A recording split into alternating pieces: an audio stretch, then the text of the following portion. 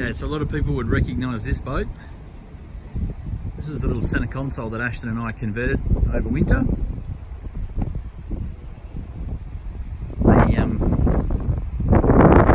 Well, if it's going to be in the yard, it's got to be for sale, so I'll advertise it and put it online. A lot of interest when we were building it. So it was a Fraser 5.2 runabout. The top got cut off. And we reformed it, restructured it, built all the internals, repowered it with the 75 horsepower Mariner that's on the back. It's a 2005 model. Didn't have an hour meter, but I'd probably estimate around a couple hundred, if that. It was just like brand new internally when we got it.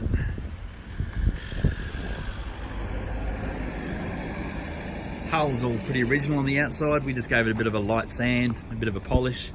There's a couple of scuffs on this side that were the original owners' issues. Little boarding platform, as you can see. The boat does. We actually finally only opened it up on the weekend, did about 32 knots with my son and a couple of surfboards and all the gear on it. Nice little handrail comes up over the back. All that grey non-skid finish all throughout. Little console. It's got a Lawrence, it'll sound a GPS chart plotter. I think at 23 knots the bottom still holds lock for the transducer. Little Bluetooth stereo. Just put a little windscreen on here. It's perfect for like chucking, you know, like phones and bits and pieces like that on there. Switch panel. Come down the side. All the cabling all runs under the deck, which you can see there. Which I really like because I tend to stand on it a little bit. Come into the front. We built in a big decent esky. This is fully insulated.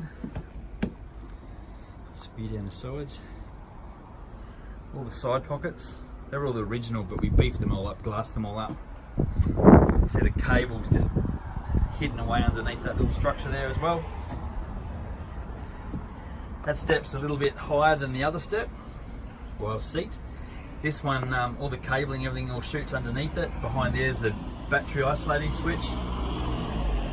This step was a little bit lower, just because we, this is the side we get in and out of.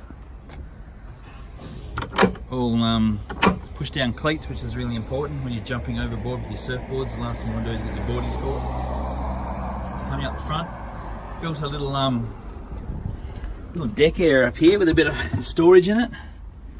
So you can, it's just, you know, about as deep as, I don't know what, 10 centimeters deep, and then it goes right forwards, 2 triangular sections. It's good for like a spare anchor or that kind of stuff. Another storage compartment in here, which kind of encloses right in through there, which carries all the jackets and EPIRB and flares and stuff. Nice big anchor locker up the front, really important. Bowsprit. Nice little grub rail there, which is just perfect for hanging onto. Little handrail around the windscreen, as you can see. Underneath the console, so this is all locked away. You've got 2 20-litre plastic, 25-litre plastic tanks. This works out really well. And then there's a shelf up in there, I don't know if you can see, that's just for a bit of extra storage.